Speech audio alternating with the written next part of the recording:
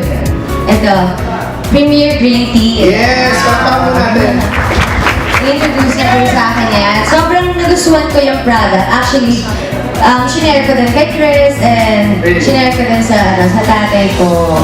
Hindi, maganda yung product. Tsaka very healthy siya. So, gusto ko yun yan.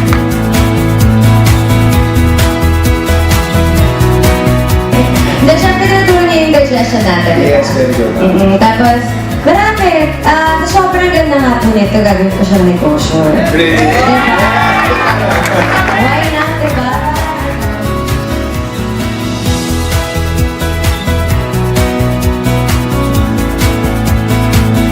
Siyempre, kailangan like ako, diba, artista ako, kailangan may iba din akong ginagawa. Kasi like ngayon, wala akong project, so dapat may iba akong business.